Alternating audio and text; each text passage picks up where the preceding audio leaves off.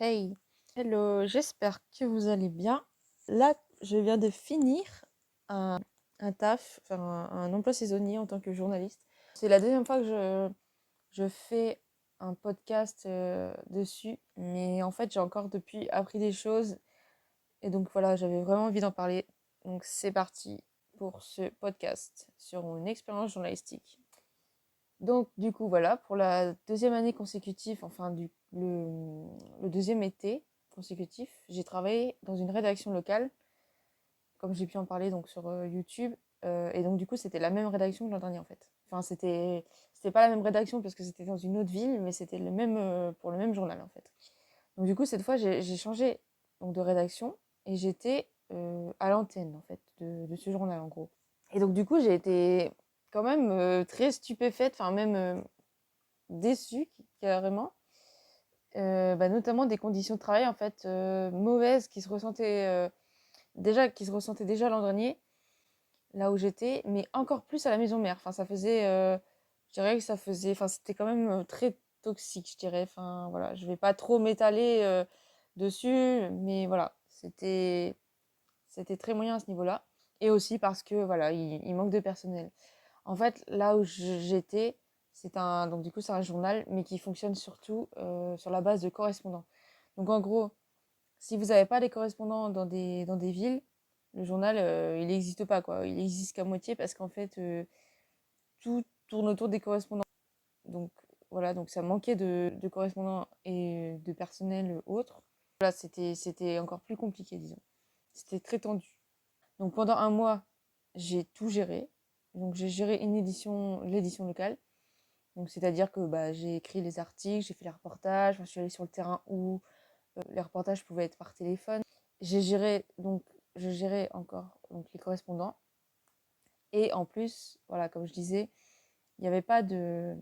Dans la ville dans laquelle j'étais, il y avait un Corrèze qui venait d'arriver, mais en plus, il était en vacances à ce moment-là. Donc du coup, comment vous dire? On se rend peut-être pas compte comme ça, mais c'était très compliqué parce que par exemple, on a une page de photos, il y a peut-être 6 ou 7 photos à faire.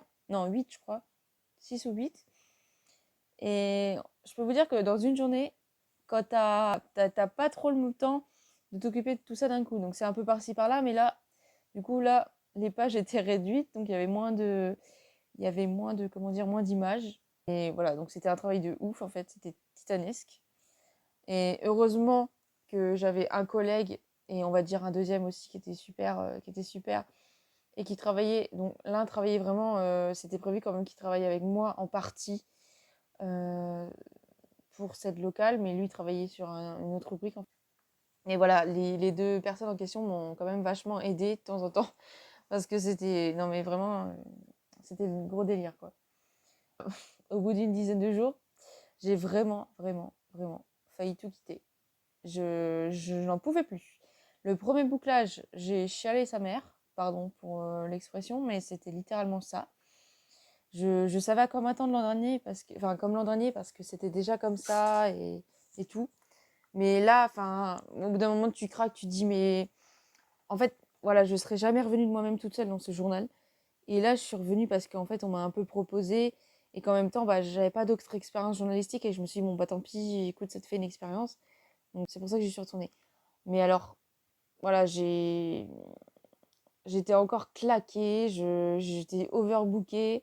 Et donc, du coup, j'en ai parlé au rédacteur en chef. Bon, bah, on s'est arrangé, bah, voilà, l'édition était un petit peu plus petite. Voilà, parce que sinon, j'ai dit, c'est absolument pas possible.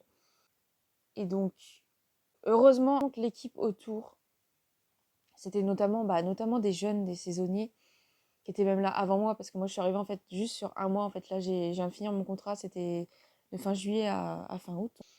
Mais heureusement que voilà, les jeunes étaient bienveillants, que les personnes de la relecture étaient pour la plupart en général bienveillantes et tout, et que je les connaissais un peu, je pense que ça a aidé.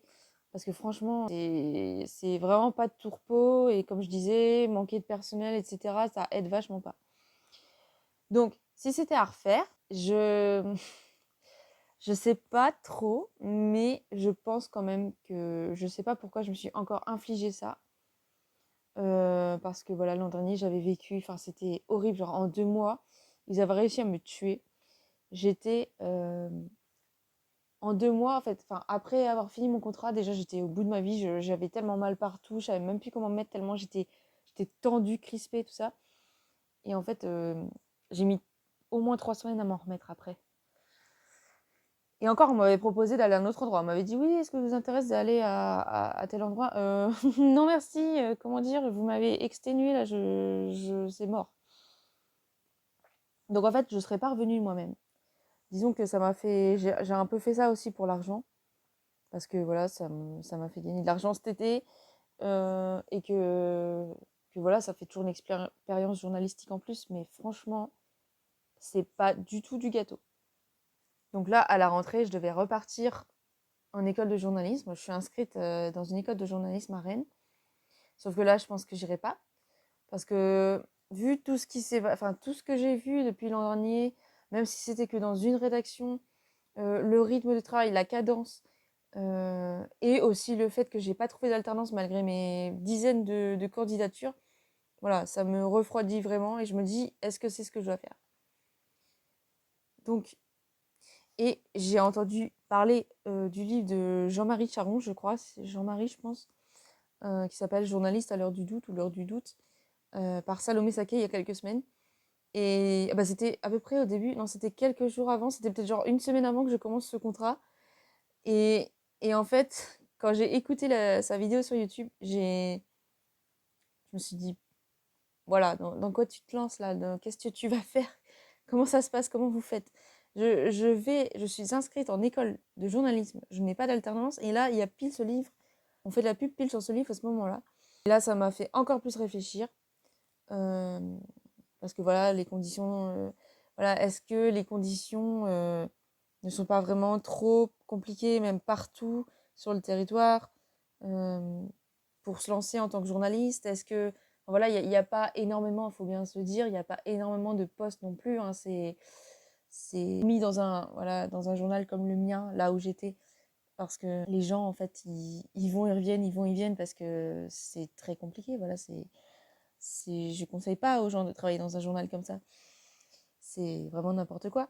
Donc, est-ce que de toute façon, je pense que ça se généralise malheureusement. Les conditions des journalistes, de manière générale, que ce soit dans la presse, à la télé, à la radio ou peut-être enfin, voilà, sur le web, etc. C'est comment dire, c'est un taf, je pense, quand même, qui est très ingrat. Il faut être prêt à faire des sacrifices. Il faut avoir aussi, je dirais, quand même, une bonne santé mentale et une bonne santé physique aussi. Parce que vraiment, ça compte. Et moi, je pense que niveau santé physique, moi, je suis en dessous, là. Je suis niveau -1. Et voilà, donc, voilà, faut bien réfléchir à ça. Est-ce que c'est vraiment la bonne chose à faire? Est-ce que c'est la bonne décision à prendre? Ou est-ce que tu te dis là, voilà, je change, tant pis, je ferai pas ça. Même si j'adore, personnellement, j'adore faire ça. J'ai adoré pourtant. C'est ça qui est dommage. C'est que c'est un taf ultra enrichissant qui t'apporte des connaissances dans tous les termes, enfin, dans tous les sens du terme. Parce que ça t'apporte des connaissances niveau culture générale, mais aussi tu rencontres des gens, hein, même des fois, tu n'aurais même pas parlé à ces gens-là avant parce que ils sont dans un domaine qui t'intéresse pas. Par exemple, j'ai fait un reportage sur une concentration de motos qui avait lieu là, dernièrement. Et bah, c'est pas du tout un thème qui m'intéresse et tout. Mais voilà, c'est toujours intéressant d'entendre parler des gens, bah, que des gens puissent parler de leur passion, de ce qu'ils organisent, etc. C'est ça en fait qui est riche. On peut passer d'un sujet là-dessus à un sujet sur les déserts médicaux ou alors à quelqu'un qui a sorti un livre ou les moissons. Enfin voilà, ce que je veux dire, c'est que on peut vraiment traiter tout type de sujet, surtout quand on travaille en local, et ça, c'est quand même super bien. Mais voilà, est-ce qu'à un moment donné, on se dit, de toute façon, ça va être compliqué, le marché du travail est très compliqué, qu'est-ce que je fais? Donc voilà, j'ai 27 ans, il serait temps que je trouve vraiment un taf qui me correspond, et aussi pour l'argent, forcément, parce qu'on ne va pas dire le contraire. Mais voilà, moi, ce que j'ai envie maintenant, c'est de me faire respecter, entre guillemets. J'ai pas envie qu'on me foute la pression, qu'on me... Enfin voilà, si c'est pour faire un taf comme ça, c'est même pas la peine. Voilà, ça, c'est mon expérience à moi. Je sais pas ce que vous en pensez, surtout si vous êtes journaliste ou en école de journaliste, enfin en passe de le devenir. Mais voilà, ce que je voulais dire, c'était mon témoignage. Alors, il y a peut-être 10 000 autres possibilités, 10 000 autres variations. Mais personnellement, là où j'étais, c'est vraiment chaud, quoi. Il faut dire ce qui est, c'est pas facile, quoi. Et c'est pas facile de se faire une place aussi sur le marché du travail. Donc voilà, je voulais faire ce petit podcast pour vous parler de cette expérience et pour savoir si certaines personnes ici ont vécu des expériences similaires, une expérience similaire.